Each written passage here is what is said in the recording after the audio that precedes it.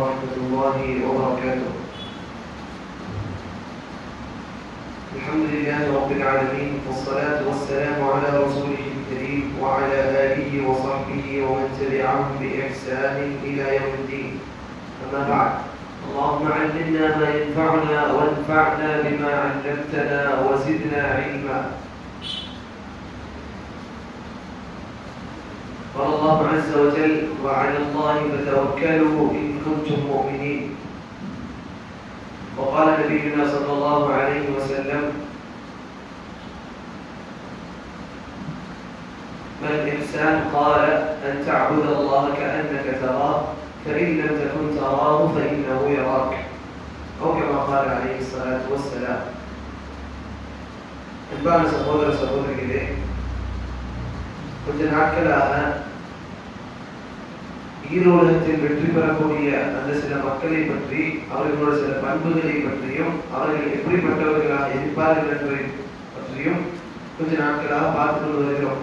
அதில் ஆரம்பத்தில் சொன்னோம், நேரான பாதையில் இருந்து ஹக்கோட பாதை, சத்தியத்தோட பாதை எது என்று தெரிஞ்சு அந்த பாதையில் அவன் வாழ்க்கையை நடத்தி, அதே போன்று வழிகட்ட பாதைகளை விட்டு ஒதுங்கி இருந்து, இதுக்கு ரொம்ப முக்கியமானது கல்வி இருக்கணும். எது சத்தியத்தோட பாதை என்று அல்லாஹ்வோட தூதர் சொன்னது சத்தியத்தோட பாதை. அதை விட்டு அனைத்து பாதைகளும் அசத்தியத்தோட பாதை. அப்போ சத்தியத்தோட பாதையில் உறுதியாக இருந்து அசத்தியத்தோட பாதையை விட்டு தூரமாக இருக்க வேண்டும். இரண்டாவது சொன்னாங்க, இருக்கக்கூடிய இந்த பாதையில் இஹ்லாஸ் ரொம்ப முக்கியமானது, மன தூய்மை ரொம்ப முக்கியமானது. அல்லாஹ்வுக்காக நம்ம இபாதத்தை செய்யணும், அல்லாஹ்வுக்காக அந்த வாழ்க்கையை வாழணும். அதே போன்று அந்த இபாதத்துகளை செய்யக்கூடிய நேரத்தில் யாரை ஷரியத்தை வழங்கணும்? அல்லாஹ் நமக்கு ஷரியத்தை ஆக்கி இருக்கக்கூடிய அந்த குர்ஆனையும் சுன்னாவையும் நாம் பின்பற்றி வர வேண்டும்.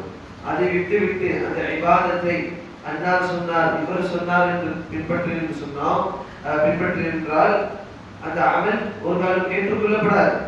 அப்ப ஷரியத்தை விட்டு குர்ஆன் சுன்னாவை விட்டு வேறு எந்த ஒரு அமலை செய்தாலும் யார் சொன்னதாக இருக்கட்டும் சரி, அந்த அமல் ஏற்றுக்கொள்ளப்படாது. அடுத்ததாக கூறினார்கள், அவர்களுடைய இந்த பாதையில், அல்லாஹ்வின் பக்கம் போகக்கூடிய இந்த பாதையில் பயத்திற்கும் ஆதரவுக்கும் மத்தியில் அவர்களோட வாழ்க்கையை நகர்த்துவார்கள்.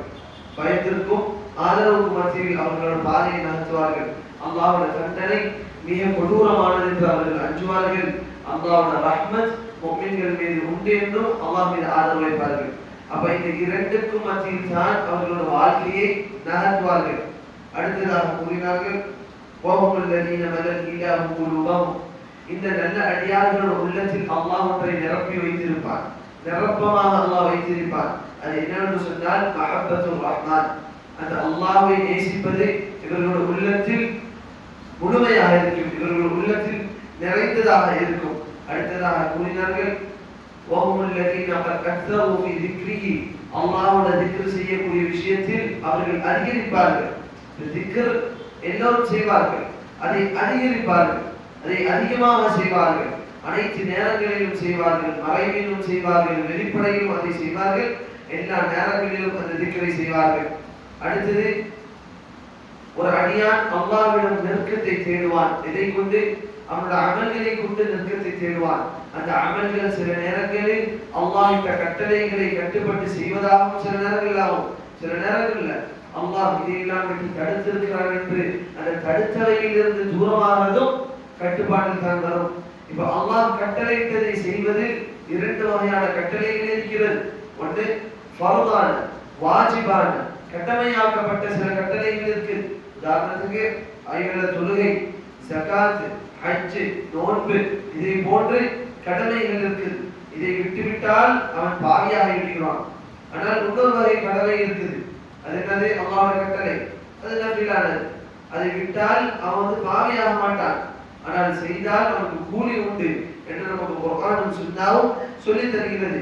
இந்த அமலையெல்லாம் அவன் செய்யக்கூடிய அவன் வாழ்க்கையில் அவன் உள்ளத்தில் ஒரு உணர்வு இருக்கும். என்னவென்றால், நான் குறைபாடு உள்ளவன். எவ்வளோ அமல் செஞ்சாலும் சரி, அவன் எப்படி எண்ணுவான்? நான் குறைபாடு உள்ளவன். நான் எவ்வளவு தான் அல்லாஹ்வுக்கு இபாதத் செய்தாலும் அவன் அந்த இபாதத்துக்கு பிறகு அல்லாஹ்வுக்கு பாவ மன்னிப்பை தேடுவான். அதுக்கு ஒரு உதாரணம் தான் தொழுகைக்கு பிறகு அஸ்தக்ஃபிருல்லாஹ் அஸ்தக்ஃபிருல்லாஹ் அஸ்தக்ஃபிருல்லாஹ்னு சொல்கிறோம். ஏன் ஒரு இபாதத்தை செய்துவிட்டு ஏன் அல்லாஹ்விடம் மன்னிப்பு தேட வேண்டும்? அல்லாஹ்வுக்கு பிடித்தமான ஒரு இபாதத்தை செய்துவிட்டு அல்லாஹ்வுக்கு மன்னிப்பு தேடுகிறோம். ஏன் அந்த இபாதத்தில் ஏதேனும் ஒரு குறைபாடை நாம் செய்துவிட்டால், அந்த இபாதத்தில் ஏதேனும் ஒரு இடத்தில் ஒரு முக்கியமான ஒரு விஷயத்தை விட்டிருந்தால் அல்லாஹ் நம்மை மன்னிக்க வேண்டும். அப்போ ஒரு மனிதன் அவனை குறைபாடுள்ளவனாகத்தான் எண்ணிக்கொண்டிருப்பான், அவனை முழுமையானவனாக எண்ணிக்கொள்ள மாட்டான். உலமாக்கள் சொல்றாங்க, எந்த ஒரு மனிதன் நயவஞ்சகத்தனத்தை கண்டு பயப்படவில்லையோ அவனிடம் நயவஞ்சகத்தனம் இருக்குது என்று சொன்னார்கள். எந்த ஒரு மனிதன் நான் முழு முஃமின், எந்த நயவஞ்சகத்தனம் வராது என்று அவனுடைய ஈமான் பூர்த்தி அடைஞ்சிருச்சு என்று நினைச்சிட்டு இருக்கிறானோ, அவன் உள்ளத்தில் நயவஞ்சகத்தனம் எங்கேயோ ஒரு இடத்தில் ஊடுருவி இருக்கும். ஏன் அல்லாஹ் குர்ஆனில் கேட்கிறான், அஃபஅமினு மக்ரல்லாஹ், அல்லாஹ்வோட அந்த சதியை விட்டு, சதி என்று சொன்னால் அல்லாஹ்வோட திட்டம். அல்லாஹ்வோட திட்டம் என்னது? முஃமின்களுக்கு கூலி கொடுப்பான், பாவிகளுக்கு தண்டனை கொடுப்பான். அப்படி அல்லாஹ்வோட தண்டனையை கண்டு நீங்கள் பாதுகாப்பு அடைஞ்சிட்டீங்கன்னு அல்லாஹ் கேட்டுட்டு அல்லாஹ் சொல்றான், பாதுகாப்பு யார் அடைவா தெரியுமா? பாவிகள் தான் பாதுகாப்பு அடைவார்கள் என்று அல்லாஹ் கூறுகிறான். அப்போ ஒரு மனிதனோட உள்ளத்தில் எப்படி இருக்கணும்? நான் குறைபாடு உள்ளவன், எனக்கு பாவங்கள் இருக்குது, அல்லாஹ் என்னை மன்னிக்காவிட்டால், நான் பாவியாக மரணித்து விட்டால் அல்லாஹ் பாதுகாக்க வேண்டும், நரகம் தான் எனக்கு தண்டனை என்று அவன் அந்த பயத்தோடு அவனை குறைபாடுள்ள மனிதனாகத்தான் அவனை பார்ப்பான். அடுத்ததாக ஷேக் ரஹிமஹுல்லாஹ் கூறினார்கள், ஒருத்தன் அவனோட வாழ்க்கை இப்படி இபாதத்துகள் நடத்தி கொண்டு போகும் பொழுது அவனோட துன்யாவோட ஒரு பாதியில் இருக்கிற, மறுமையோட பகுதியில பார்த்தோம், அல்லாஹ்வுக்கு சம்பந்தப்பட்ட பகுதியில பார்த்தோம், அவன் பயத்தோடும் ஆதரவோடும் அல்லாஹ் மீது மஹப்பத்தோடும் இபாதத்துகளை செய்கிறது, பாவங்களை விட்டு தூரமாக இருக்கிறது, இதெல்லாம் ஒரு பகுதி. இன்னொரு பகுதி இருக்கிறது, அல்லாஹ் தக்தீர் ஆகின, அல்லாஹ் கதர் விதியில அல்லாஹ் சொல்றதை எழுதியிருப்பானே, இதெல்லாம் நடக்கக்கூடாது, இதெல்லாம் நடக்கும் என்று அல்லாஹ் எழுதியிருப்பான். அவனோட வாழ்க்கையில் இது எல்லாம் நடக்கும் என்று அல்லாஹ் எழுதியிருப்பான். உதாரணத்திற்கு ஒரு குழந்தை பிறக்கிறதாக இருக்கட்டும் சரி, ஒரு வயோதிகர் மரணிப்பதாக இருக்கட்டும் சரி, ஒரு நேசகன் மரணிப்பதாக இருக்கட்டும் சரி, நம்ம மனசுக்கு சந்தோஷத்தை தரக்கூடியதும் கஷ்டத்தை தரக்கூடியதும் அல்லாஹ் கதரில் இருக்கிறார். சந்தோஷங்களான விஷயங்கள் நடக்கும்போது நம்ம என்ன பண்ணுவோம்? எனக்கு தந்திருக்கிறான், சுக்ர் செய்வோம். அதே கஷ்டங்கள் நடக்கும்போது நம்மளோட உள்ளம் எப்படி இருக்கணும்? பொறுமையாக இருக்க வேண்டும்.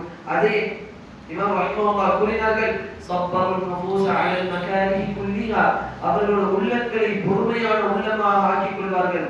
பொறுமையை பற்றி ஒன்று சொன்னோம். என்னது பொறுமை என்றால்? உள்ளத்தை கட்டி போடுவது. பொறுமை என்றால் ஹப்சுன் நஃப்ஸ். பொறுமை என்றால் ஹப்சுன் நஃப்ஸ். ஏனென்றால் ஒரு விஷயத்தை பார்த்ததுக்கு பிறகு இந்த உள்ளம் துடிக்கும், இந்த உள்ளம் ஒரு ரியாக்ஷன் ஒன்று கொடுக்கும், இந்த உள்ளம் ஒரு எதிரொலியை கொடுக்கும். அந்த இடத்தில் அந்த உள்ளத்தை அடக்குவது தான் சபர். உதாரணத்திற்கு நாம் விரும்பாத ஒரு அசம்பாவிதம் நடந்து போச்சு, அப்ப உள்ளம் என்ன சொல்லும்? ஒண்ணு அல்லாஹ்வுக்கு மாறாக அந்த உள்ளம் பேசும், அல்லது ஏன் இது நடந்தது, தக்தீர் அல்லாஹ்வோட கதரை மறுக்கிற அளவுக்கு வார்த்தைகளை பேசும். அந்த இடத்துல அந்த உள்ளத்தை கட்டி போட்டு அல்லாஹ்வுக்கு பொருத்தமல்லாத எதுவும் பேச மாட்டேன், எனக்கு சூழல் கஷ்டம் தான், அல்லாஹ்வுக்கு பொருத்தமானது அல்லாம வேற எதுவும் பேச மாட்டேன் என்று அவனோட உள்ளத்தை கட்டி போடுகிறானே, இது பொறுமை. அவன் ஒரு இபாதத்தில் இருக்கிறான், ஒரு அமல் செய்து கொண்டிருக்கிறான், அந்த நேரத்தில் அவனோட உள்ளம் சொல்லும், இந்த இபாதத்தை விட்டுட்டு போனா அங்க நிம்மதியா இருக்கலாம், அங்க விளையாடலாம், அங்க சந்தோஷமா இருக்கலாம், பேசிக்கொண்டு இருக்கலாம், கிடைக்கலாம். இதெல்லாம் அந்த உள்ளம் சொல்லும் பொழுது நம் உள்ளத்தை கட்டி போட்டு அங்கெல்லாம் போக வேண்டாம், இந்த இபாதத்துல நிற்போம் என்று கட்டி போடுகிறோமே, அது பொறுமை. அதே போன்று இந்த உள்ளம் பாவத்தின் பக்கம் அழைக்கும். யூசுப் நபியை அந்த பெண் அழைத்தார், ஷைத்தான் அழைப்பான் பாவத்தின் பக்கம், அந்த உள்ளத்தை தான் ஷைத்தான் குறி வைப்பான். அந்த உள்ளத்தை குறி வைக்கும் பொழுது அந்த உள்ளம் ஓடும். அப்ப அந்த உள்ளத்தை பிடிச்சு ஹராம் பக்கம் போகாது என்று உள்ளத்தை கட்டி போட்டு வைப்பது தான் சபர்.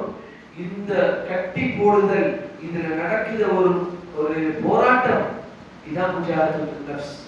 ஒரு உள்ளத்தோட போராடுவது, ஒரு அடியான் இந்த உள்ளத்தோட போராடுவது அவன் மரணிக்கும் வரை இருக்கு. அதனால தான் நபி ஸல்லல்லாஹு அலைஹி வஸல்லம் ஒரு அடியானுக்கு நல்ல மரணம் வர வேண்டும். ஏன்? அந்த மரணிக்கக்கூடிய நேரத்திலும் ஷைத்தான் வந்து போராடுவான், அவனோட போராடணும். நான் இதுல தான் மரணிப்பேன், தௌஹீதில் தான் மரணிப்பேன் என்று அவன் போராடி மரணிக்கணும். அப்போ ஷைத்தானோட ஒரு போராட்டம் மரணிக்கும் வரை இருந்து கொண்டே இருக்கும். நாம் நிம்மதி அடைஞ்சிட்டோம் என்று சொன்னால் என்ன அர்த்தம்? ஷைத்தான் என்னை அண்ட மாட்டான், ஷைத்தான் கிட்ட வரமாட்டான் என்ற ஒரு எண்ணத்துக்கு நம்ம வந்துடும். அப்படி கிடையாது. ஷைத்தான் மரணிக்கும் வரை அவனோட முயற்சிகளை விடமாட்டான். நாம் மரணிக்கும் வரை ஷைத்தானோட முயற்சிகளை விடமாட்டான்.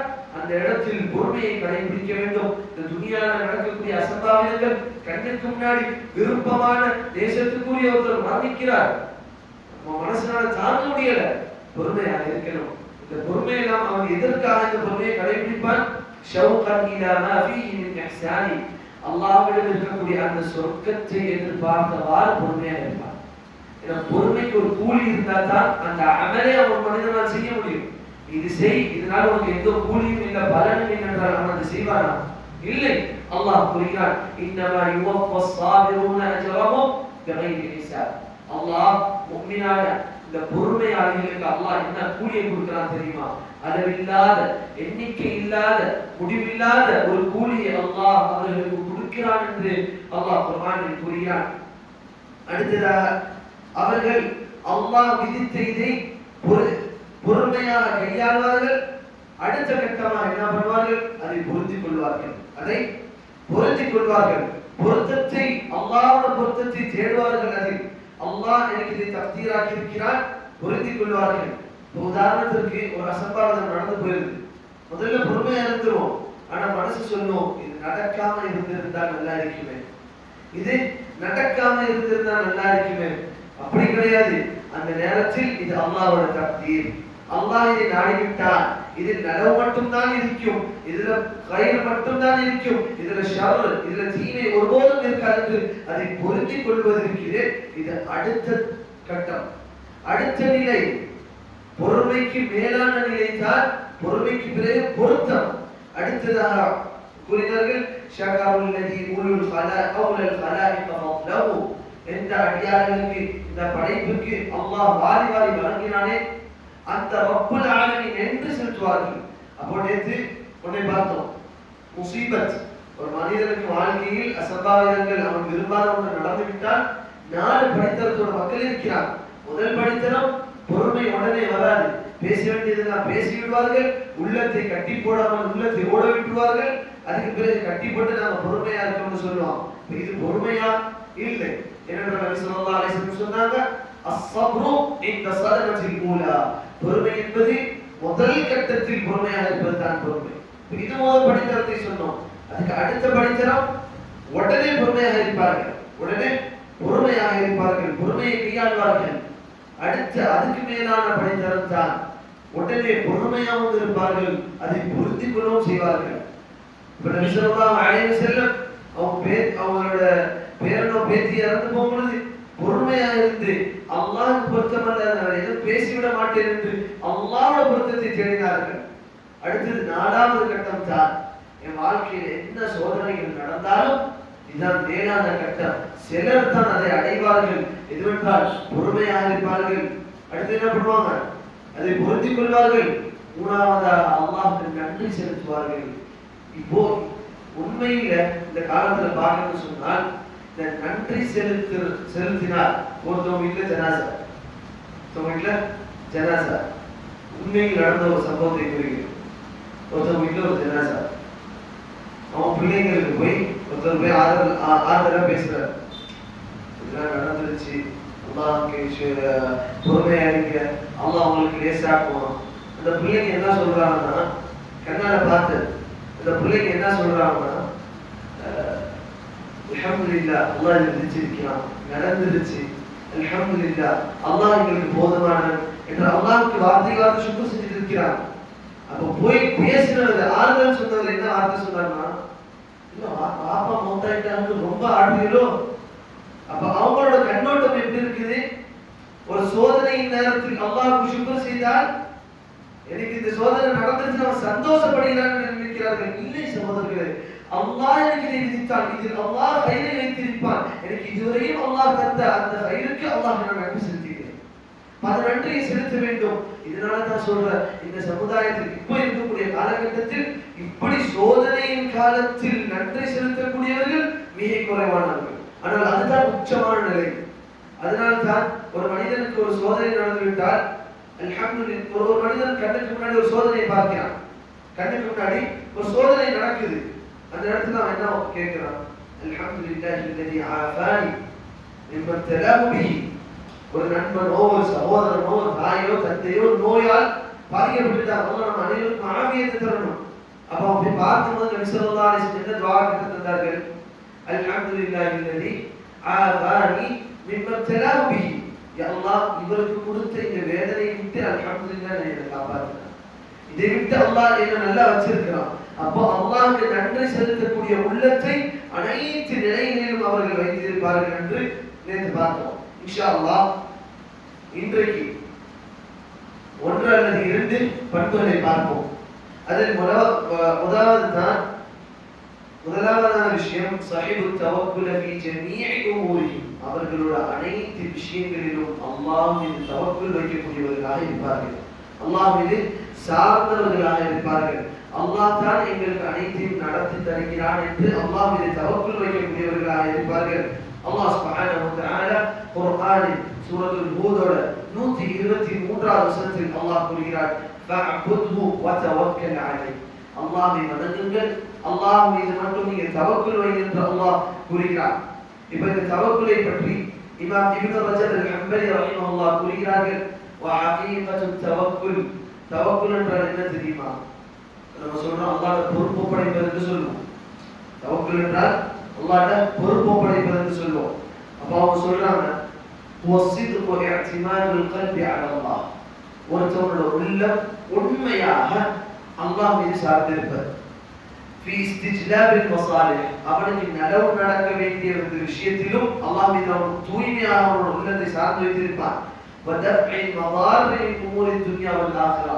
இந்த துனியாவில் நடக்க வேண்டிய விஷயங்களாக இருக்கட்டும் சரி, மறுமையோட விஷயமாக இருக்கட்டும் சரி, அவனோட உள்ளத்தை தூய்மையாக அல்லாஹ் மீது மட்டும் அவன் சார்ந்து இருப்பது இருக்கிறது. நல்லதை அடைவதற்கோ அல்லது தீமையை விட்டு பாதுகாப்பு அடைவதற்கோ அல்லாஹ் மீது அந்த தூய்மையாக அந்த ஆறுதல் அல்லாஹ் மீது சாய்வது இருக்கிறது, அதுதான் தவக்குல். அது மிக முக்கியமானது. சித்க், அதுல உண்மைத்தனம் இருக்க வேண்டும். அல்லாஹ் மீது தவக்குல் வச்சவங்க பேர்ல சில பேரை பார்க்கலாம், அவங்க துஆவும் தவக்குலும் எப்போ வாழ்க்கைக்கு வரணும்னு சொன்னால் அவங்களுக்கு முடிஞ்ச அளவுக்கு எல்லா முயற்சியும் செஞ்சுட்டு, அவங்களுக்கு முடிஞ்ச அளவுக்கு எல்லா முயற்சியும் செஞ்சுட்டு, இது நான் ஒரு ஆலிமோட பயானை கேட்டேன், அவரு இந்த உதாரணத்தை சொல்லி காமிச்சார். என்னன்னு சொன்னால் முடிஞ்ச அளவுக்கு அவங்களோட முயற்சியை போட்டுட்டு எப்ப அவங்களால முயற்சி போட முடியலையோ அந்த நேரத்தில் அல்லாஹ் மேல தவக்கல் வைப்பான். அல்லாஹ் இதான் அல்லாஹ் பண்ணி தரணும், அல்லாஹ் மேல சாய்வான். எப்படின்னா உதாரணத்துக்கு சொன்னாங்க அந்த பயான்ல, ஒருத்தர் ஒரு கோடி ரூபாய்க்கு வீடு கட்டுறாரு, 60 லட்சம் ரூபாய்க்குள்ள வேலை முடிஞ்சிருச்சு, அவருக்கு காசு பணம் போட்டு செஞ்சுட்டார், இது 40 லட்சம் ரூபாய் தேவைப்படுது. அந்த தேவை வரக்கூடிய நேரத்தில் அவங்க வந்து தவக்கல் வைப்பான். அதுவும் எப்படி அவங்களோட உள்ளம் சொல்லும், எல்லாம் 60 லட்சம் ரூபாய் நான் எப்படியோ தயார் பண்ணிட்டேன், 60 லட்சம் ரூபாய் எப்படியோ தயார் பண்ணிட்டேன், மீதி 40 நீ தான் எங்க ஏதாச்சும் தயார் பண்ணி தரணும், நான் உன் மேல பொறுப்புல விடுறேன். இவன் நினைத்துக் கொள்கிறான் அந்த 60ம் இவன் தான் தயார் பண்ணான்னு சொல்லி. அப்ப அவனோட அனைத்து விஷயங்களும் ஆரம்பத்திலிருந்து முடிவு வரையும் அல்லாஹ் மீது மட்டும் அவனோட தவக்குல் இருக்கு. அல்லாஹ் மீது மட்டும்தான் அவன் சார்ந்து இருப்பான். என்னால ஒன்றும் முடியாது, லா ஹவுல வலா குவத இல்லா பில்லாஹ். சக்தியும் இதை நடத்தி தருவதற்குரிய அந்த சக்தி யாருக்கு இருக்குது? அல்லாஹ்க்கு மட்டும் தான் இருக்குது என்று அல்லாஹ் மீது தவக்குலை வைப்பார்கள். இப்ப இந்த தவக்குலை பற்றி உலமாக்கள் கூறுகிறார்கள், தவக்குலை 2 வகையாக பிரிக்கிறார்கள். ஒன்று தவக்குலுன் அலைஹி ஃபீ ஜல்பி ஹவாயிஜில் அப்த். ஒரு மனிதன் அவனோட துன்யாவோட தேவைகளை அல்லாஹ்விடம் கேட்கக்கூடிய நேரத்தில் அல்லாஹ் மீது தவக்குல் வைக்கிறான், அது ஒரு வகையான தவக்குல். அதே போன்று இந்த துன்யாவை விஷயத்தில் அவனுக்கு எந்த தீங்கும் நடந்துடக்கூடாது என்று அல்லாஹ் மீது ஆதரவு வைக்கிறான், அல்லாஹ் மீது சாருகிறான், இது ஒரு வகையானது. இரண்டாவது கூறுகிறார்கள், அத்தவக்குல் அலைஹி ஃபீ ஹுசூலி மா யுஹிப்புஹு ஹுவ வ யர்தாஹு மினல் ஈமான்.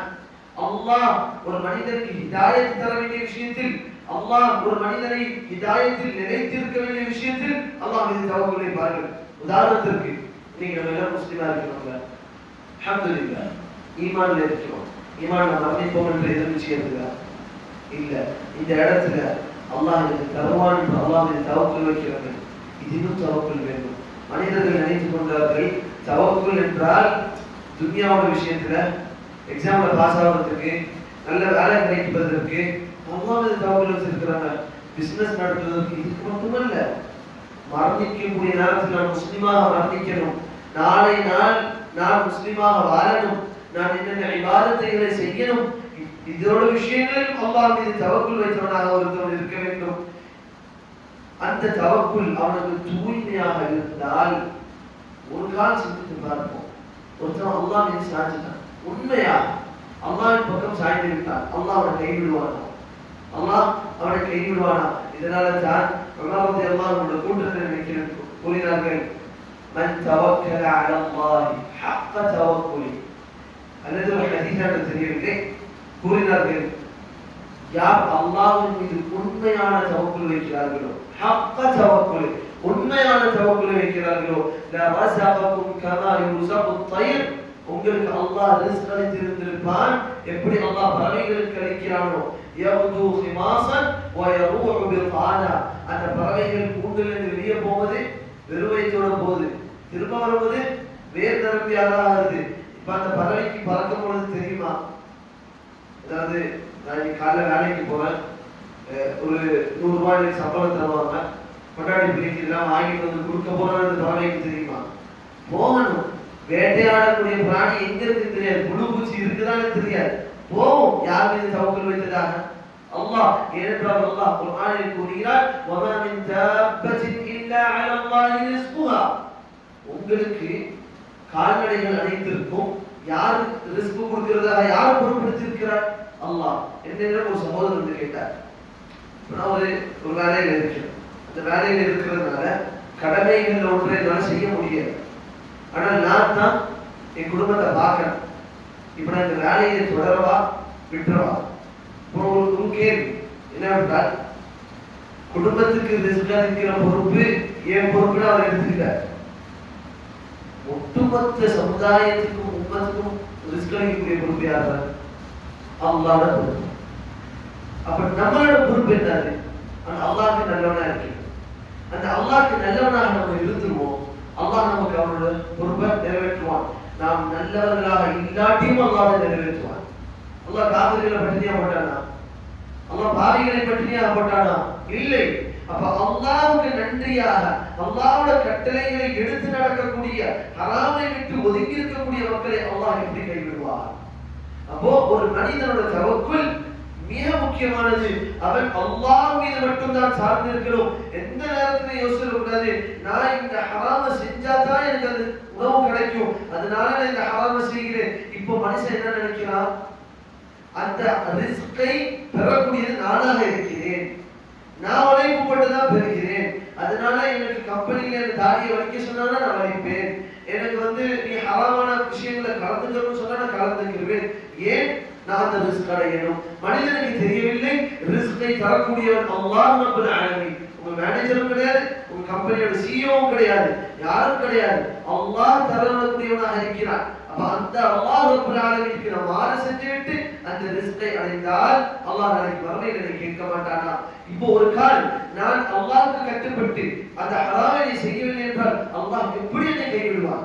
அல்லாஹ் எப்படி என்னை கைவிடுவான்? அதனால தான் வாழ்க்கையில் ஒரு மனிதன் தவக்குலோட பகுதி, அவன் தவக்குல வச்சுக்கிட்டு ஹராமுக்கு போக கூடாது.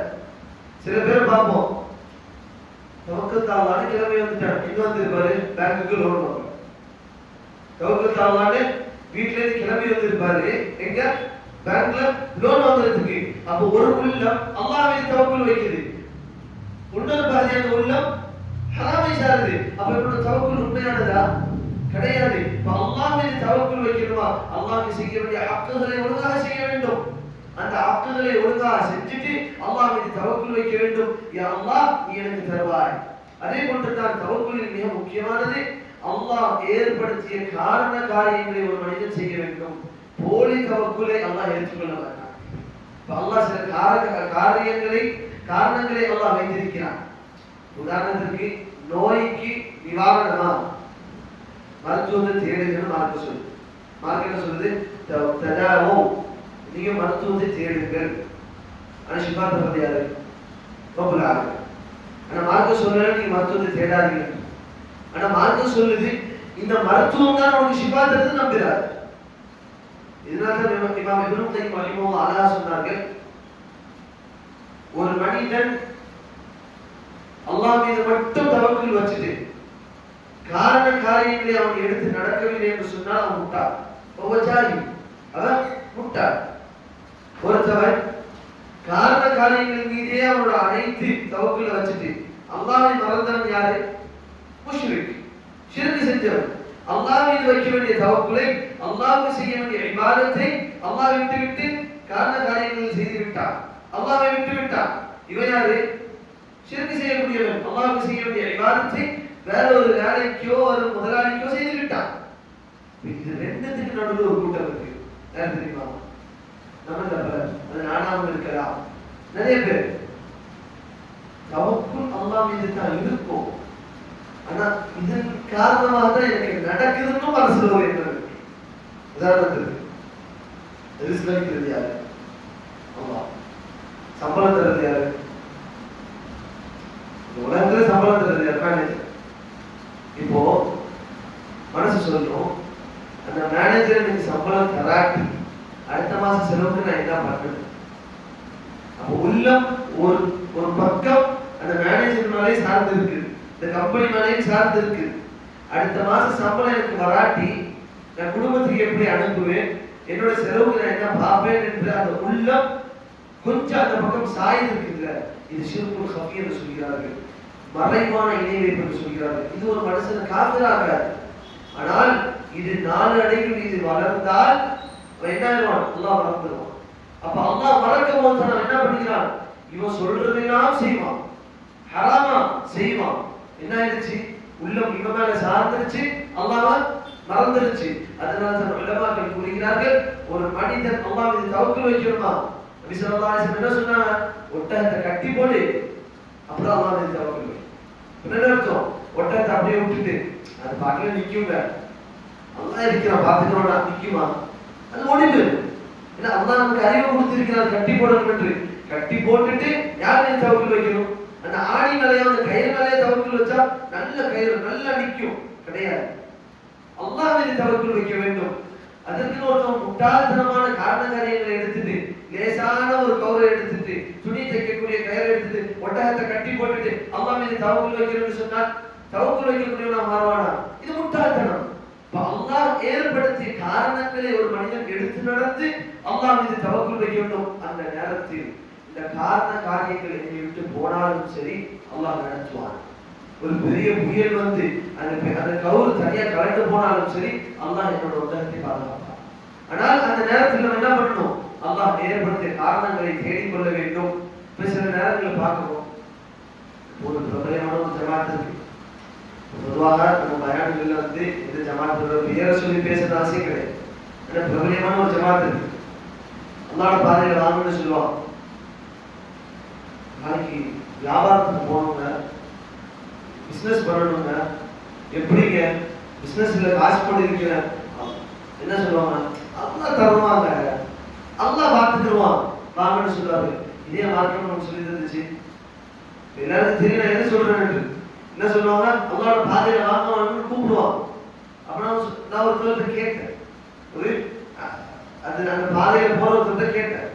ஒருத்தர் 10 லட்சம் ரூபாய்க்கு கடையில இன்வெஸ்ட்மெண்ட் போட்டு முதலீடு போட்டு ஒருத்தர் பாதிக்கிறார். அப்ப அவர்கிட்ட போய் நீங்க வாங்க அல்லாஹ்வோட பாதையில வாங்கண்டா அவரோட 10 லட்சம் முதலீடு வீணாக போயிருக்கு. அதுக்கு யார் பதில் சொல்லுவாங்க? அல்லாஹ் பார்த்துக்குவாங்க, அல்லாஹ் பார்த்துக்குவாங்க.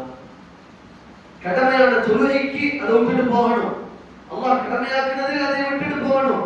ஆனால் அதே நேரத்தில் அல்லாஹ் அதையும் உங்களுக்கு கடமையாக்கி இருக்கிறான். அந்த காசை பற்றி அவனாலே கேட்பான். அப்போ அதெல்லாம் விட்டுட்டு அல்லாஹ் பார்த்துக்கிறான்னு சொன்னால் காரணங்களை விட்டு விடுங்கள், அல்லாஹ் மீது தவக்குல் வைங்க. இப்ப இந்த தவக்குல் போலியான தவக்குல். இந்த தவக்குலை ஒரு மனிதன் வைக்க கூடாது. அல்லாஹ் கூறுகிறான், வியாபாரம் செய்யுங்க, காசை போடுங்கள், அதில் கவனமாக இருங்க, ஏமாந்து விடாதீர்கள், எல்லாம் பார்த்து சொல்லுது. சொல்லிட்டு அதே நேரத்தில் சொல்லுது அல்லாஹ் மீது தவக்குல் வைங்க. இதையும் செய்யணும், அல்லாஹ் மீது தவக்குல் வைக்க வேண்டும். அதனால இந்த போலி தவக்குலை மக்களுக்கு மத்தியில் வளர்ப்பது நல்லது கிடையாது. அல்லாஹ் சுப்ஹானஹு வ தஆலா நம்ம அனைவரையும் பாதுகாக்க வேண்டும். அல்லாஹ் சுப்ஹானஹு வ தஆலா இந்த தவக்குலை பற்றி பேசும்பொழுது பல விஷயங்களை அல்லாஹ் பேசுகிறார். ஒரு இடத்தில் நபி ஸல்லல்லாஹு அலைஹி வஸல்லம் அவர்களிடம் கூறுகிறார், ஃபைதா அஸம்த ஃபதவக்கல் அலா அல்லாஹ். நீங்க ஒரு முடிவு எடுத்து விட்டால் அல்லாஹ் மீது தவக்கல் வைங்க. என்ன அர்த்தம்? ஒரு முடிவு எடுத்துட்டு தான் அல்லாஹ் மீது தவக்கல் வைங்க. போறதா சொல்றான், ரெண்டு விஷயத்துல ஒரு விஷயத்துல முடிவு எடுக்கணும், அல்லாஹ் பார்த்துக்குவாங்க அப்படியே விடுறார். இது சரியானதா? இல்ல, ஒரு முடிவு எடுத்து விட்டு அல்லாஹ் மீது தவக்கல் வைக்க வேண்டும். இதைத்தான் நபி ஸல்லல்லாஹு அலைஹி வஸல்லம் கூறினார்கள், இஹ்ரிஸ் அலா மா யன்ஃபஉக். உனக்கு எது பயன் தருமோ அதில் நீ உன்னோட நேரத்தை கழி, அதில் நீ உன்னோட ஆர்வத்தை காட்டு. அதுக்கப்புறம் நபி ஸல்லல்லாஹு அலைஹி வஸல்லம் சொன்னாங்க, வஸ்தஈன் பில்லாஹ். அல்லாஹ்விடம் உதவி தேடு, அல்லாஹ்விடம் உதவி தேடு. நீ ஆர்வத்தையும் நீ உன்னோட முயற்சியை நீ போடு. போட்டதுக்கு பிறகு யாருக்கு உதவி தேடு? அல்லாஹ்விடம் உதவி தேடு. வஸ்தஈன் பில்லாஹ் வலா தஅஜிஸ். சோர்வடைந்து விடாதே. ஃபைன் அஸாபக ஷை, உனக்கு ஏதேனும் நடந்து விட்டால் வலா தகுல், அதாவது நீ முயற்சி போட்டுட்டாய், அல்லாஹ்வை தவக்குல் வைத்து விட்டாய், உனக்கு முயற்சியும் அல்லாஹ்வோட தவக்குலையும் நீ நிறைவேற்றி விட்டாய். அடுத்தது என்ன? அதோட ரிசல்ட் வரும், அதோட முடிவு வரும். அது யார் ஏற்படுத்துவா? அல்லாஹ். அந்த அல்லாஹ் ரப்பல் ஆலமீன் அதை ஏற்படுத்தும் எதிர்மறையானதை ஏற்படுத்தி விட்டார். உதாரணத்துக்கு பிசினஸ்ல முதலீட்டை போட்டுட்டு, பிசினஸ்ல முயற்சியையும் போட்டுட்டு, அல்லாஹ் மீது தவக்குலை வைத்து விட்டு அல்லாஹ்விடம் உதவி தேடி விட்டு நாம் இருக்கிறோம். பிசினஸ் நல்லா நடக்கிறது, ஃபெயிலியர் ஆகுது. இந்த பிசினஸ் அல்லாஹ் பாதுகாக்கணும். ஃபெயிலியர் ஆகுது. ஃபைன் அஸாபக ஷை, ஸல்லல்லாஹு அலைஹி வஸல்லம் சொன்னாங்க, உங்களுக்கு அதில் ஏதேனும் ஆகிவிட்டால் ஃபலா தகுல். அந்த நேரத்தில் ஒரு வார்த்தையை சொல்லிடுறாரு, என்னது? லவ் அன்னி ஃபஅல்து கதா லகான கதா. அன்னைக்கு அப்படி செஞ்சிருந்தா இப்படி நடந்திருக்குமே, செய்ய விட்டுட்டேன். இந்த மனுஷன் என்ன பண்றான்? அல்லாஹ் மீது தவக்குல் வைத்து அல்லாஹ்வோட கத்ரை மறக்கிறான். அல்லாஹ்வோட நாட்டத்துக்கு தான் இது அவ்வளவு நடந்துச்சு என்று சொல்லி அல்லாஹ்வோட நாட்டத்தை மறுக்கிறான். நான் அன்னைக்கு அப்படி செஞ்சிருந்தா இப்படி ஆயிருக்கும் என்றால் என்ன அர்த்தம்? இது அனைத்தையும் அல்லாஹ் நடத்தவில்லை, நான் நடத்தினேன். அப்ப நான் அன்னைக்கு அவ்வளவு செஞ்சிருந்தா இன்னைக்கு இப்படி நடந்திருக்கும் என்று அவன் எண்ணுகிறான். அந்த நேரத்தில் தான் நபி ஸல்லல்லாஹு அலைஹி வஸல்லம் சொன்னார்கள், வலாக்கின் குல். ஆனால் நீ அந்த நேரத்தில் என்ன சொல்ல வேண்டும் என்றால், قدر الله وما شاء فعل. இது அல்லாஹ்வோட தக்தீர், அல்லாஹ்வோட விதி நடந்துருச்சு. அல்லாஹ் எதை நாடினாலும் அதை நடத்துவான். இவன் என்ன பண்றான்? அல்லாஹ்வோட விதியை புரிந்து கொள்கிறான். புரிந்து கொள்ளும் பொழுது அவனோட தவக்குலும் உண்மையாக இருந்தது, அவனோட விதியை புரிந்து கொண்டதும் உண்மையாக இருந்தது. அதனால் ஒரு முஃமின் முயற்சியை போட வேண்டும், அல்லாஹ் மீது தவக்குல் வைக்க வேண்டும். தவக்குலை வைத்து விட்டால் என்ன பண்ணுவான்? அல்லாஹ்வை ஒப்படைச்சிடுவான், முழுசா அல்லாஹ்வை ஒப்படைச்சிடுவான். அதுல அவனோட மண்டையை போட்டு யோசிச்சுட்டு இருக்க மாட்டான், அல்லாஹ்விடம் ஒப்படைத்து விடுவான். அவன் நிம்மதியாக இருப்பான். சில வியாபாரிகளை பார்க்கலாம், அல்லாஹ் அவர்களுக்கு அந்த அளவுக்கு தவக்குலை கொடுத்திருப்பார்கள். அவங்க பொருள் வாங்கி வச்சிருப்பாங்க, கடையில உட்கார்ந்து இருப்பார், ஒரு கஸ்டமர் யாரும் இருக்க மாட்டாங்க. அவன் சொல்லுவான், அல்லாஹ் தருவாங்க, அல்லாஹ் தருவான். இப்படிப்பட்ட மக்களை அல்லாஹ் பொறுப்பெடுத்துக் கொள்ள மாட்டானா? இப்படிப்பட்ட மக்களோட தவக்குலை அல்லாஹ் வீணடித்து விடுவானா? அப்போ ஒரு மனிதன் அல்லாஹ் மீது உச்சக்கட்ட தவக்குலை வைக்க வேண்டும். அந்த ஒரு நிலை சொன்னேன், அதாவது காரண காரியங்களை செய்வான், அது மீது நம்பிக்கை வைக்க மாட்டான், அல்லாஹ் மீது மட்டும் தான் நம்பிக்கை வைப்பான். அந்த மக்களை பற்றி நபி ஸல்லல்லாஹு அலைஹி வஸல்லம் கூறினார்கள், 3 வகையான மக்கள் சொர்க்கத்துக்கு செல்வார்கள். அவர்கள் எந்த கேள்வி கணக்கும் இல்லாமல் சொர்க்கத்துக்கு போவாங்க. பினா ஹிசாப், கேள்வி கணக்கு இருக்காது, அவங்களுக்கு சொர்க்கத்துக்கு போவாங்க. யாரு? அதில் ஒன்றை கூறினார்கள், லா யஸ்தர்குன். அவர்கள் ருக்யா செய்ய மாட்டார்கள். ருக்யா என்றால் என்ன? ஓதி பார்க்க மாட்டார்கள். ஓதி பார்க்கிறது மார்க்க அடிப்படையில் கூடுமானது. மற்ற சில ஹதீஸ்கள் நமக்கு இருக்குது, அது கூடும் என்று சொல்லி. ஆனால் மத்தப்பட்ட தேடி போக மாட்டாங்க. எனக்கு ஓதி பாருங்க. அப்ப அல்லாஹ்விடம் மட்டும் தான் தேடுவார்கள். அவர்களுக்கு ஓதி பார்த்துட்டு என்ன பண்ணுவாங்க? அல்லாஹ்விடம் தேடுவார்கள். யா அல்லாஹ், நீ எனக்கு ஷிஃபா கொடு. மத்தவங்களை சார மாட்டார்கள். அந்த இறுதியில் நபி ஸல்லல்லாஹு அலைஹி வஸல்லம் கூறினார்கள், வ அலா ரப்பிஹிம் யதவக்கலூன். அவர்கள் முழு தவக்குலை யார் மீது வைத்திருப்பார்கள்? அல்லாஹ் தஆலா மீது வைத்திருப்பார்கள். இப்படிப்பட்ட மக்களுக்கு அல்லாஹ் சொர்க்கத்தை கேள்வி கணக்கு இல்லாமல் அல்லாஹ் கொடுக்கிறேன் என்று கூறுகிறார்கள். அப்ப இந்த கவிதை தொகுப்புல அடுத்து சொல்லும்போது சொல்றாங்க, மஅபிதி ஜுஹ்தின் ஃபீ ரிதர் ரஹ்மானி. அல்லாஹ்வோட பொருத்தம் எந்தெந்த காரியங்கள் இருக்குதோ அந்த காரண காரியங்களில் அவர்களோட முயற்சியை போட்டாலே அவங்க என்ன பண்ணுவாங்க? அல்லாஹ் மீது தவக்குல் வைத்தவர்களாக இருப்பார்கள். அடுத்ததாக கூறுகிறார்கள் அபதுல் இலாஹ அலா இஅ்திகாதி ஹுதூரிஹி ஃபதபவ்வஉ ஃபீ மன்சிலில் இஹ்சான். அல்லாஹ்வை இந்த மனிதர்கள் இபாதத் செய்வார்கள். எப்படி என்று தெரியுமா? அல்லாஹ்வை இந்த மனிதர்கள் இபாதத் செய்வார்கள், இஹ்சானோட இபாதத் செய்வார்கள். இப்போ மார்க்கத்தோட படித்தரங்கள் 3.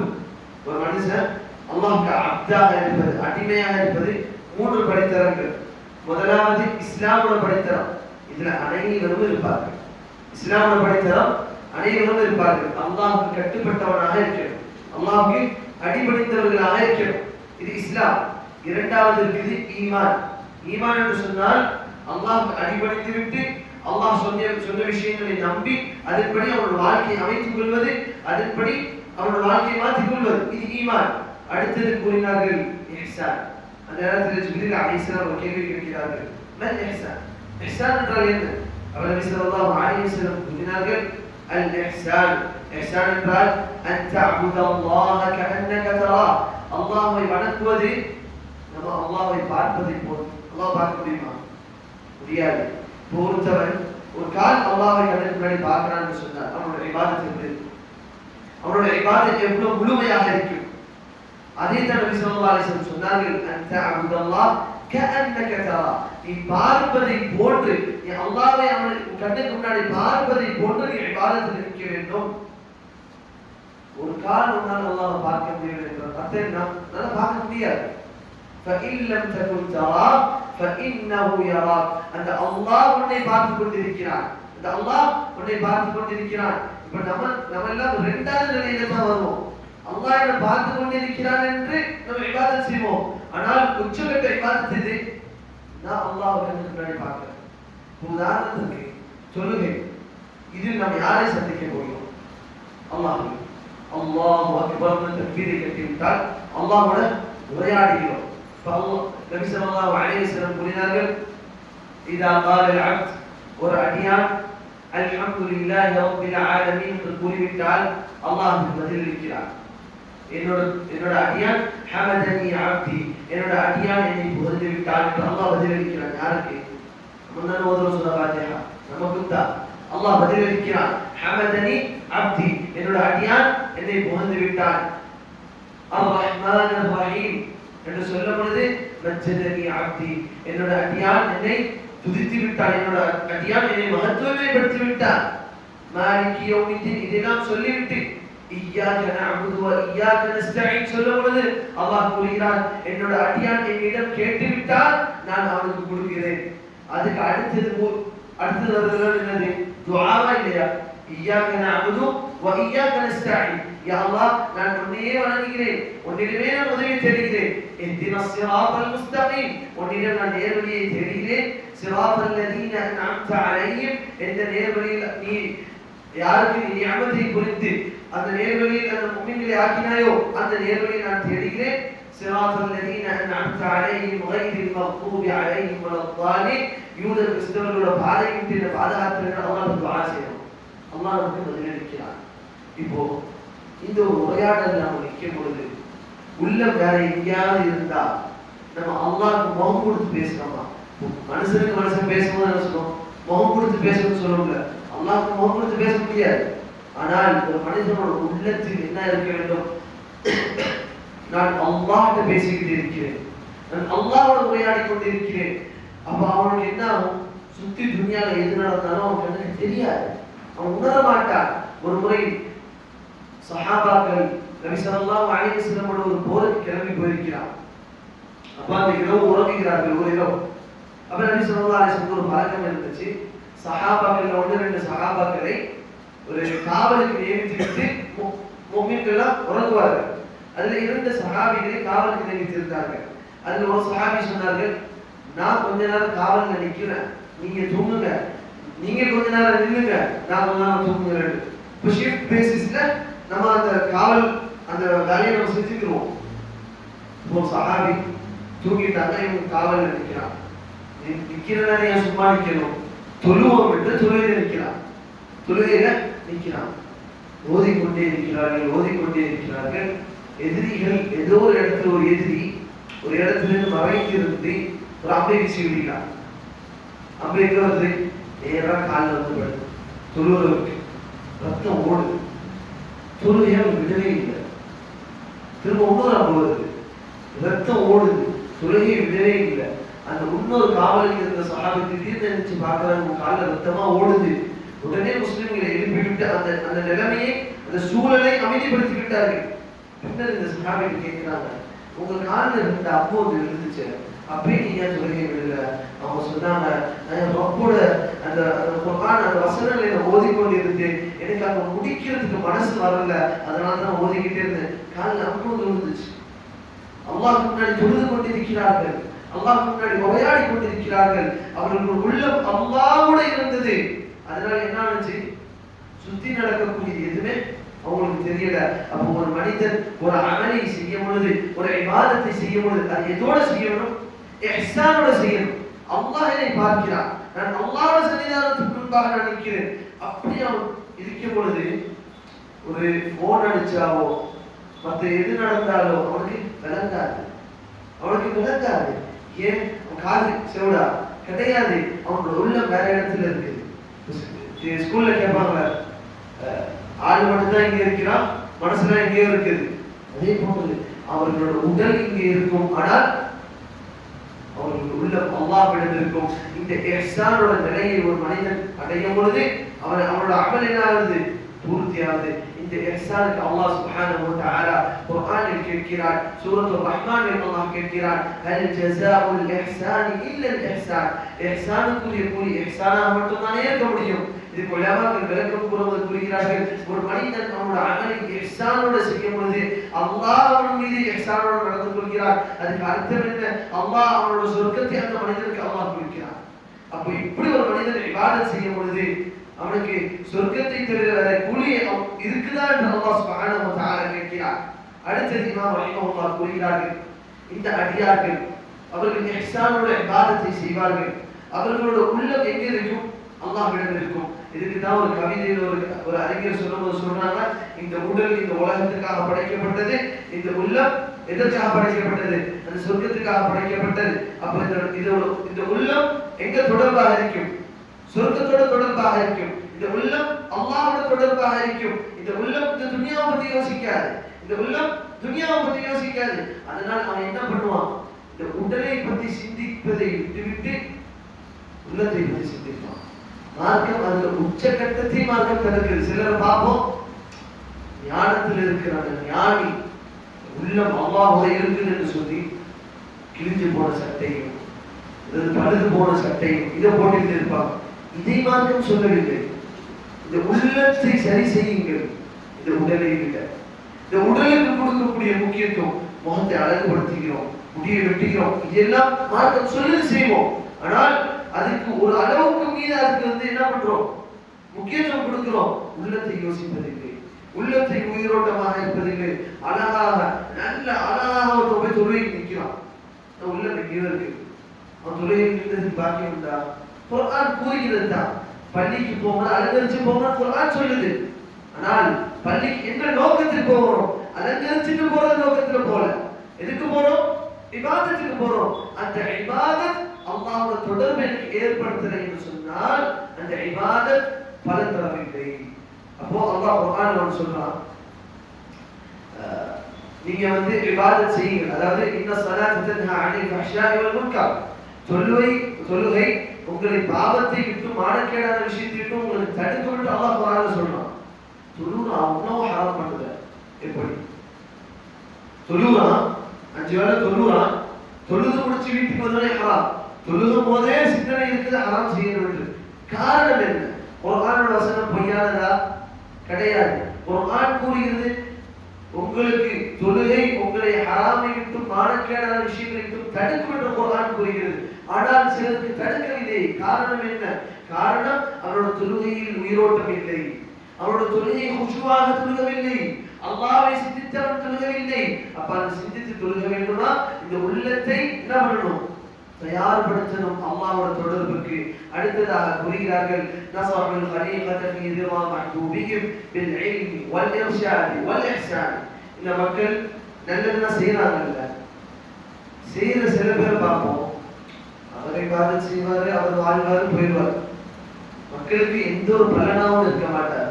அப்போ ஒரு மனிதன் இபாதத் செய்யறானா மக்களையும் நசீஹத் செய்வார், நண்பர்களை நசீஹத் செய்வார், மற்றவர்கள் தாய் தந்தையர்களுக்கு நசீஹத் செய்வான், சகோதரர்களுக்கு நசீஹத் செய்வான். அவர்கள் நம்மளை பார்த்து என்ன சொன்னாலும் சரி நசீஹத் செய்வான். அல்லாஹ் சுப்ஹானஹு வ தஆலா சூரத்துல் அஸ்ர்ல அல்லாஹ் கூறுகிறான், வல் அஸ்ர், காலத்தின் மீது சத்தியமாக, காலத்தின் மீது நேரத்தின் மீது சத்தியமாக அல்லாஹ் கூறுகிறான், இன்னல் இன்சான லஃபீ குஸ்ர், மனிதன் நிச்சயமாக நஷ்டவாளியாக இருக்கிறான்.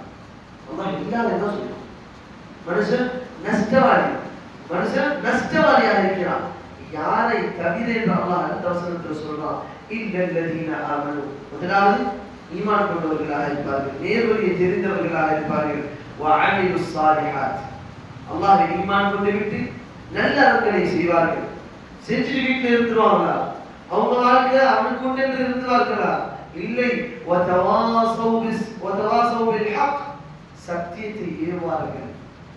அவனுக்கு அடைந்த சத்தியத்தை மற்றவனுக்கு எடுத்து சொல்லுவான், அவனுக்கு கிடைச்ச அந்த நன்மையை மற்றவனுக்கு எடுத்து சொல்லுவான். இதுதான் மார்க்கத்தோட நோக்கங்கள் மிக முக்கியமானது. இதுதான் நபி ஸல்லல்லாஹு அலைஹி வஸல்லம் அலி ரலியல்லாஹு அன்ஹு அவர்களுக்கு இந்த போரோட கொடியை கொடுக்கும்போது அலி ரலியல்லாஹு அன்ஹு கூறினார்கள், யா அலி, நீ எதிரிகளை சந்திக்க போகும்போது ஃபத்உஹும் இலல் இஸ்லாம், அவர்களை இஸ்லாத்தின் பக்கம் நீங்க அழையுங்கள். முதலாவது என்ன சொன்னாங்க? போர் எல்லாம் முக்கியமானது, அவர்களை இஸ்லாத்தின் பக்கம் அழையுங்கள் சொல்லிவிட்டு நபி ஸல்லல்லாஹு அலைஹி வஸல்லம் கூறினார்கள், லா யஹ்தியல்லாஹு பிக ரஜுலன் வாஹிதா, அல்லாஹ் உங்களை கொண்டு ஒரு நபருக்கு அல்லாஹ் ஹிதாயத்தை கொடுத்து விட்டார், கைருல் லக மின் ஹூரின் நஅம், உங்களுக்கு இந்த சிறப்பு ஒட்டகங்களை விட சிறந்தது என்று அலி ரலியல்லாஹு அன்ஹு கூறினார்கள். அப்போ ஒரு மனிதனோட நோக்கம் எப்படி இருக்கணும்? நான் ஈமான் கொண்டு நான் நல்ல அமல்களை செய்து மற்றவர்களுக்கும் எத்தி வைக்க வேண்டும். அந்த நல்ல அமல்களை எத்தி வைக்கக்கூடிய நேரத்தில் இடையூறுகளும் கஷ்டங்களும் வர்றது ஃபித்ரா, நியதி வரும். அந்த நேரத்தில் தான் அல்லாஹ் கூறுகிறான், வதவாஸவ் பில் ஹக்கி வதவாஸவ் பிஸ் ஸப்ர், பொறுமையை ஒருத்தர் ஏறிக்கொள்ளுங்கள், பொறுமையாக இருந்து கொள்ளுங்கள். நபி ஸல்லல்லாஹு அலைஹி வஸல்லம் தாயிஃபுக்கு போனாங்க, பிரச்சாரம் செஞ்சாங்க. இந்த மக்கள் என்ன பண்ணாங்க? கல்லெறிந்து நபி ஸல்லல்லாஹு அலைஹி வஸல்லம் துரத்தினார்கள். அப்ப நபி ஸல்லல்லாஹு அலைஹி வஸல்லம் ஜிப்ரீல் அலைஹிஸ்ஸலாம் கேட்டார்கள், யா ரசூலல்லாஹ், இதோ இருக்கிறார் இந்த மலைகளுக்கு பொறுப்பான அந்த மலக், அவர்களை நீங்கள் ஒரே ஒரு ஏவினால் போதும், இந்த மக்களை நசித்து விடுவார்கள். அப்ப நபி ஸல்லல்லாஹு அலைஹி வஸல்லம் அவசரப்பட்டு கட்டளை கொடுத்திருந்தால் இன்னைக்கு தாய்க்கு ஊரே இருந்திருக்காது. ஆனால் நபி ஸல்லல்லாஹு அலைஹி வஸல்லம் பொறுமையாக இருந்தார்கள். அவர்கள் வேதனைப்படுத்தினாலும், அவர்கள் நோயினைப்படுத்தினார்கள், அவர்களை பார்த்து நபி ஸல்லல்லாஹு அலைஹி வஸல்லம் பொறுமையாக என்ன சொன்னாங்க? இவர்கள் இல்லை என்றாலும் சரி, இவங்களோட சந்ததி ஒரு நாளாவது இஸ்லாத்துக்கு வருவாங்க. இன்னைக்கு தாய்க்கு போய்பாருங்க, இன்னைக்கு தாய்க்கு போய்பாருங்க, எல்லாரும் லா இலாஹ இல்லல்லாஹ் சொல்றவர்களாக இருக்கிறார்கள். இது யாரோட பொறுமை? நபி ஸல்லல்லாஹு அலைஹி வஸல்லம். அதனால் தஅவால இருக்கக்கூடிய மக்கள் ஒரு விஷயத்தை மனசுல வச்சுக்கணும். இன்னைக்கு நான் தஅவா செய்வேன், இன்னைக்கு நான் ஒரு நண்பன் எடுத்து சொல்லுவேன், அவன் இன்னைக்கு மாறாட்டியும் ஏதாவது ஒரு நாள் அவன் மாறுவான் என்று அல்லாஹ் மீது தவக்குல் வைத்தவனாக அவன் பொறுமையாக இருக்க வேண்டும். அவசரப்பட்டேன் என்று சொன்னால் யூனுஸ் அலைஹிஸ்ஸலாம் தஅவா செய்தார்கள், அவர்கள் அவசரப்பட்டார்கள். அல்லாஹ் கூறுகிறார், அவர்கள் அவசரப்பட்டார்கள். பட்டு என்ன சொன்னாங்க? உங்களை அல்லாஹ் அழிச்சிருவான் என்று சொல்லி ஊருக்கு போனாங்க. அல்லாஹ் அவர்களுக்கு பாடத்தை புகுத்தினார். திமிங்கல வயிற்றுக்கு போயிட்டு வெளியே வந்தார்கள். அந்த ஊர் தௌபா செய்தவர்களாக இருந்தார்கள், தௌபா செஞ்சு மீனவங்களாக இருந்தாங்க. அதனால் தஅவாவுல நம்ம வேலை என்ன? வமா அலைனா இல்லல் பலாகுல் முபீன், நம்மளோட வேலை ஒண்ணே ஒன்றுதான், எடுத்து வைக்கிறது. ஹிதாயத்தை கொடுக்கிறது யாரோட பொறுப்பு? அல்லாஹ்வோட பொறுப்பு. ஆனால் இந்த எடுத்து வைக்கும் போது மூன்று விஷயத்தை இமாம் ரஹிமஹுல்லாஹ் கூறுகிறார்கள், பில் இல்மி வல் இர்ஷாதி வல் இஹ்சான். நாம் ஒரு மனிதனை நேர்வழியின் பக்கம் அழைக்கிறோமா, அந்த நேர்வழியை நம்ம முதல்ல படிச்சிருக்கணும். என்ன பண்ணிருக்கணும்? படிச்சிருக்கணும். பிரவாசி படிச்சுட்டு முழுசா படிக்காம கொஞ்சோடு படிச்சுட்டு அது முழுமையின் பக்கம் அழைத்தால் என்ன ஆகும்? நாமும் வழிகிடுவோம், அவர்களும் வழிகிடுவார்கள். அல்லாஹ் சுப்ஹானஹு வ தஆலா குர்ஆனில் கூறுகிறார், குல், நபியே சொல்லுங்கள், ஹாதிஹி சபீலி அத்உ இலல்லாஹ், இதுதான் அல்லாஹ்வுடைய பாதை, இதன் பக்கம் தான் நான் மக்களை அழைக்கிறேன். எதின் மீது? அலா பஸீரா, கல்வியின் மீது.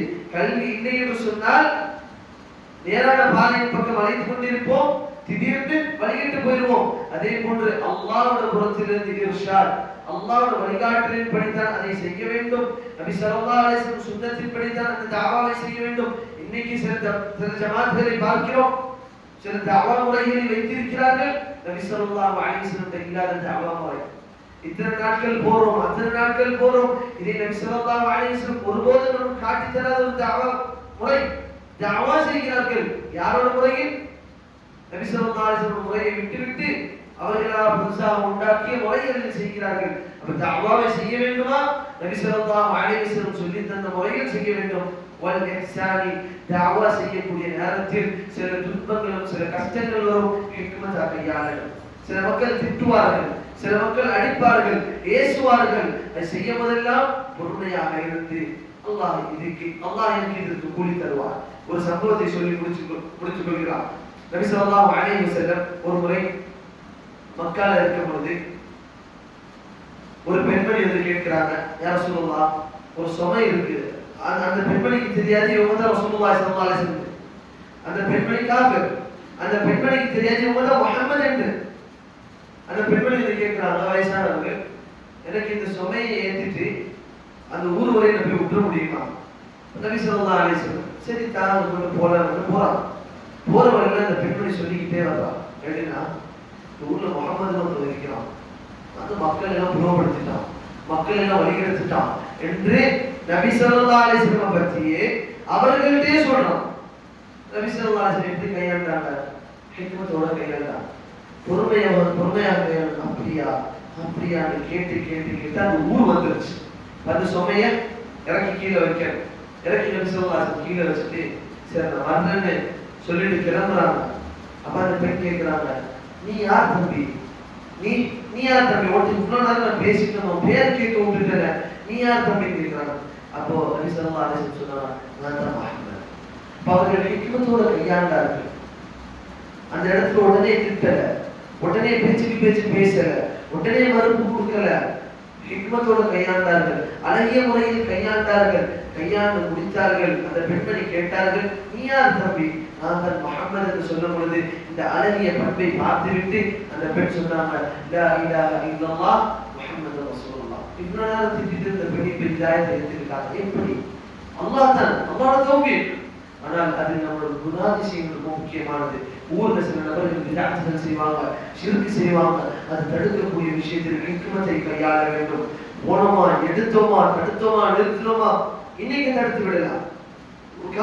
ஒருத்தன் ஒரு ஷிர்கை செய்கிறான், அவனை கையை பிடிச்சி இன்னைக்கு தடுத்துடலாம், இன்னைக்கு அவனை உட்கார வச்சிடலாம்.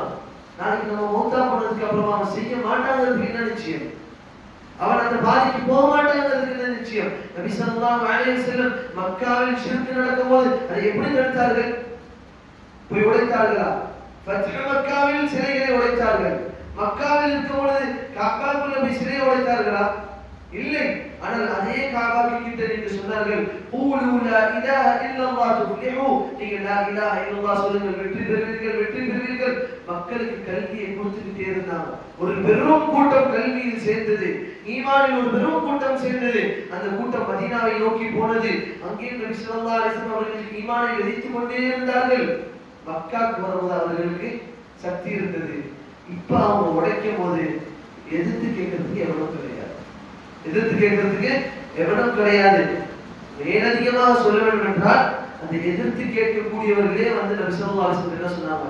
லா இலாஹ இல்லல்லாஹ் முஹம்மது ரசூலுல்லாஹ் என்ற கையை கொடுத்து இஸ்லாத்தை ஏற்றுக்கொண்டார்கள். அதனால் தஅவாவில் மிக முக்கியமானது அவசரம் இருக்கக்கூடாது, கல்வியின் மீது இருக்க வேண்டும், நபி ஸல்லல்லாஹு அலைஹி வஸல்லம் சுன்னத்தின் மீது இருக்க வேண்டும். இன்னைக்கு நம்ம கண்ணுக்கு முன்னாடி அதோட பலனை பார்க்காவிட்டாலும் அல்லாஹ் அதோட பலனை வைத்திருப்பார். அல்லாஹ்வுக்காக செய்தால் அல்லாஹ் அதோட பலனை வைத்திருப்பார். இதோட சொல்லி முடித்துக் கொள்கிறேன். ஜஸாக்குல்லாஹு கைரா. سبحانك اللهم وبحمدك أشهد أن لا إله إلا أنت أستغفرك وأتوب إليك. السلام عليكم ورحمة الله وبركاته.